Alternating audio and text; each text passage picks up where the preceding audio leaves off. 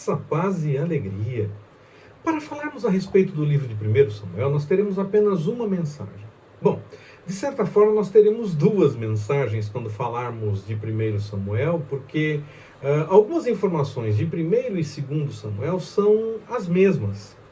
Quando nós falamos de forma mais geral a respeito do livro, como por exemplo a questão de data ou de autoria, as informações que são passadas a respeito disso, de data de que o livro foi escrito ou da autoria do livro, as informações são as mesmas, porque originalmente 1 e 2 Samuel eram um único livro.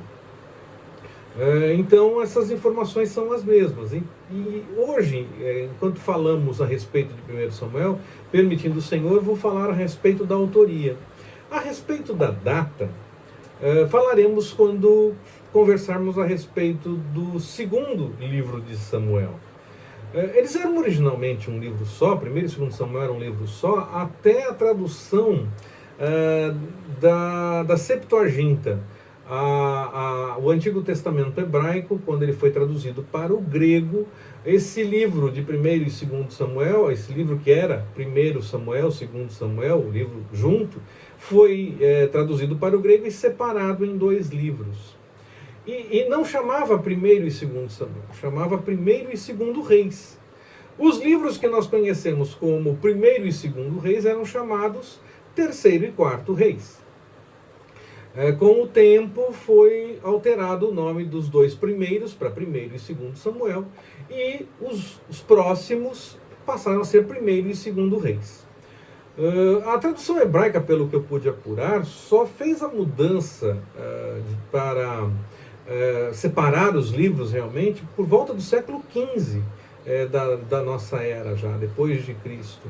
Então, a Septuaginta ela foi feita aproximadamente nos 2 ou 3 séculos antes de Cristo. Mas só no século XV, há pouco tempo, considerando o tempo que o texto tem de existência, só há pouco tempo é que de fato o livro foi separado dentro da tradição hebraica, pelo que eu pude apurar. Mas já vinha assim separado desde a época em que a tradução foi feita do hebraico para o grego antes de Cristo ainda, e na Vulgata Latina foi mantida esses livros separados, e com o tempo também a tradição hebraica assumiu essa separação entre os livros. Bom, já que estamos falando a respeito dessas coisas, vamos falar um pouco a respeito de autoria desse texto. O texto de 1 e no caso também de 2 Samuel, são livros complicados de se falar sobre a autoria, porque o livro não diz quem realmente é o autor. E possivelmente nós não temos um único autor para o livro todo, para os dois livros, no caso, como um todo. Samuel é sim um candidato a ter começado a escrever esses textos, e por isso então quando foi traduzido, quando começaram a dividir os textos, alguém teve o interesse de fazer essa homenagem a Samuel. Primeiro Crônicas 29:29 nos fala que o vidente Samuel tem suas crônicas, tem o seu texto. Então ele pode ter começado a escrever alguma coisa, começado a contar esse tipo de história, e aí quem continuou a contar depois da morte de Samuel manteve mais ou menos o mesmo estilo, o mesmo jeitão de se contar. Um editor final fez o ajuste que se fazia necessário para que o texto pudesse ter uma cara só, um jeitão só, e aí tudo indica que Samuel começou a contar essa história assim de Saul, no caso, do que aconteceu antes ainda de Saul, ou talvez algumas coisas, alguém pode ter resgatado os detalhes da história de Samuel para poder dar continuidade na história e mostrar a sequência da história. Mas Samuel deve sim ter escrito algumas coisas. Mesmo que o texto das crônicas do vidente Samuel tenha se perdido, como de Gade, como de outros tantos que nós vemos nesses livros de Samuel, Reis e Crônicas, e fala a respeito dessas crônicas, desses profetas, desses videntes, ainda que esses textos, como eles eram, tenham sido perdidos, eles serviram sim de base para dar informações para os textos dos livros que nós temos na Bíblia, como Samuel, Reis e Crônicas. E tudo indica que Samuel começou realmente a escrever, ele tem alguma coisa escrita e alguém deu continuidade ao que Samuel teria começado. Aí, depois da morte de Samuel, a história continuou sendo contada, e então alguém continuou contando, talvez mais de um alguém, e depois o texto tomou a forma final como nós temos hoje. Então o texto não fala do seu autor. Originalmente não se falava nem mesmo de Samuel, pelo menos do ponto de vista do texto, porque o texto foi dividido depois e tudo mais.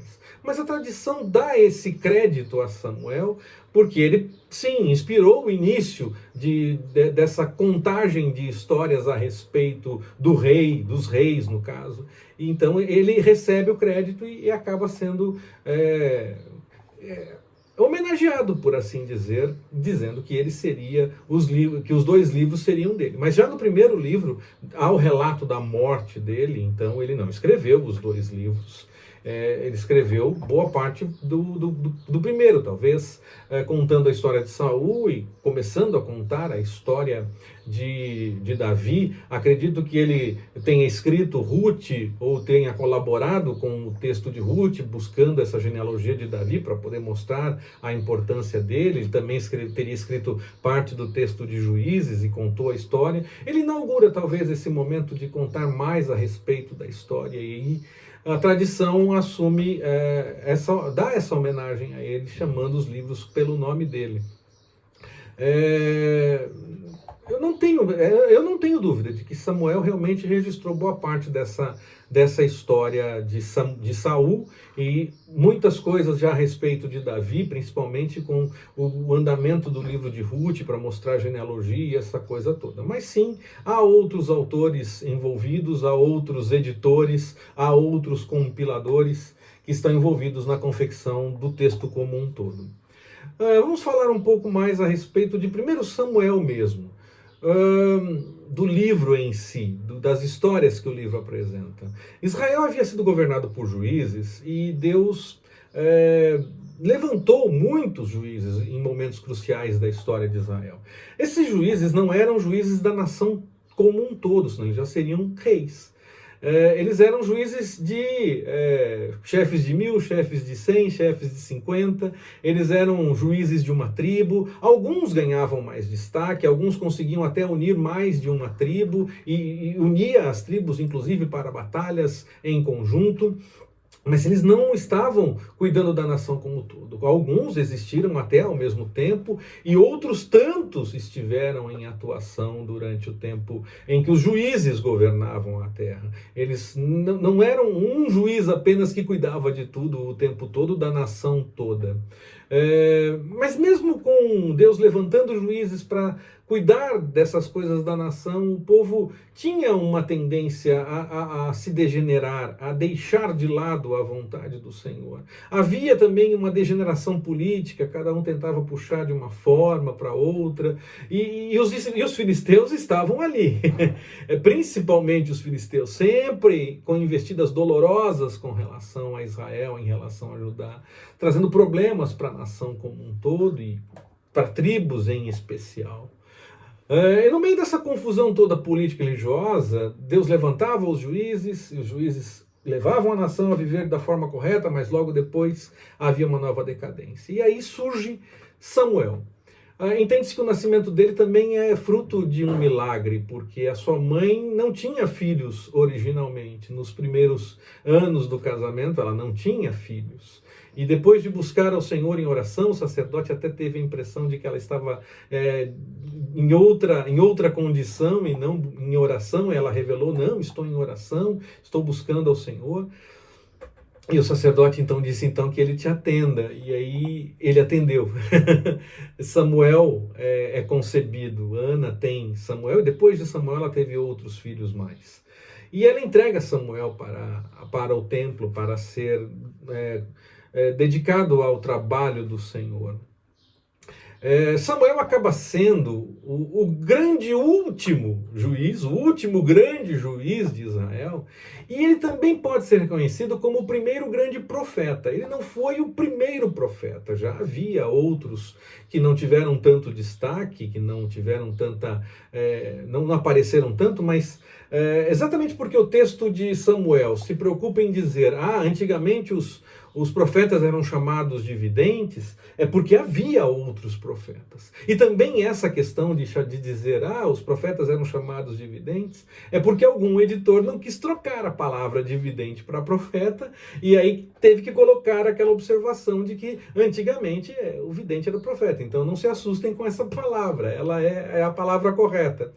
Era uma forma desse editor, que fez um comentário no meio do texto, deixar claro que ele estava em outro tempo, quando já se chamava realmente de profeta, mas ele quis manter a tradição e o registro original, quando se chamava de vidente. E Samuel também é chamado dessa forma, né? Por Saul, por aquele que acompanha Saul quando vai procurar as jumentas do pai, eles falam do vidente. Por isso que há uma explicação que antigamente o vidente, o profeta era chamado de vidente. Ele acabou, então, sendo o último grande juiz e o primeiro profeta realmente mais reconhecido. Não estou contando Moisés, é claro, e também não estou falando que só esses dois existiram antes. Como eu falei, outros houveram, mas esses tiveram mais destaque, e Samuel inaugura esse período realmente do trabalho profético, do ministério profético, como nós conhecemos a partir dos textos dos profetas no Antigo Testamento. Ainda que houvesse videntes, profetas antes, ele inaugura, de certa forma, esse mover, a escola de profetas e tudo mais que tem no livro. Nós lemos em 1 Samuel essas coisas a respeito de uma escola de profetas e tudo mais. A mãe de Samuel teve motivos então de sobra para se alegrar com o seu nascimento. E a nação, como um todo, também tinha motivos para se alegrar com isso. Porque Deus destacou um homem fantástico para encaminhar todas as coisas. Samuel era reconhecido, era tido como alguém sério diante do Senhor, mas algo não estava ainda dando certo. A nação ainda tinha seus altos e baixos, tanto moralmente como espiritualmente. E os próprios filhos de Samuel, diz o texto, não refletiam o caráter piedoso do pai. E aí o povo não confia nos filhos de Samuel. Então faltava alguma coisa. Com o passar dos dias, como Samuel ia envelhecendo e os filhos não chamavam tanto atenção, não eram tão dignos de confiança assim, e o povo começou a pedir para Samuel, nós queremos um rei. Vamos acabar com essa história de ficar esperando acontecer, aparecer. Não, vamos ter já uma liderança que guie todas as coisas, como os outros povos. Queremos ser uma nação forte, queremos ter um direcionamento. Então dê-nos um rei. Você é o homem colocado por Deus para isso nesse momento. Eles reconheciam Samuel nesse momento. E aí Samuel fica preocupado, fica chateado com aquilo, mas depois de certa relutância ele entende da parte do Senhor que deve sim escolher o rei, e o Senhor confirma inclusive quem deve ser o rei. Saul seria o rei, alguém que tinha altura, que se destacava, ele chamava a atenção. O Senhor preparou uma situação com as jumentas do pai de Saul para que ele pudesse ter um encontro com Samuel, e aí Samuel unge Saul como rei em Israel.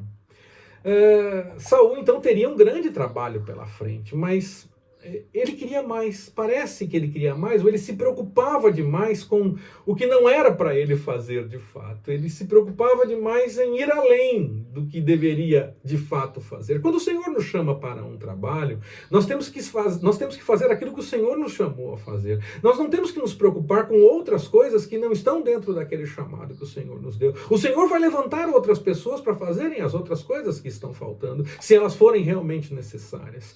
Samuel ainda deveria oferecer os sacrifícios, e Saul fica preocupado que o exército vá dispersar pouco antes de uma batalha, e ele oferece os sacrifícios como se ele fosse realmente um líder espiritual e religioso naquele momento.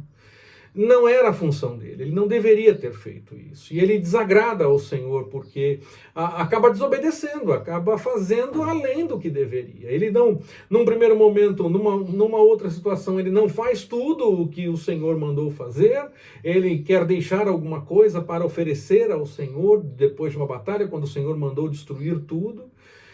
Então, não deveria ter feito, deveria ter cumprido com o que o Senhor mandou. E depois ele faz além do que ele deveria, oferecendo sacrifícios que Samuel deveria ter oferecido.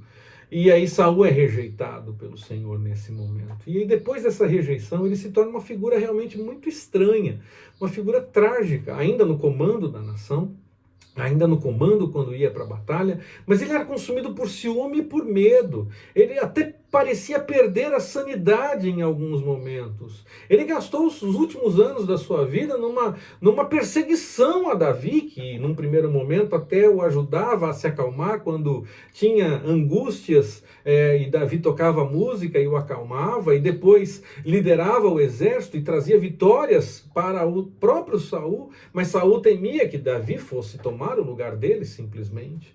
E aí ele começa a perseguir Davi pelos lugares desertos, por lugares rochosos, e atrás de Davi, tentando matar Davi.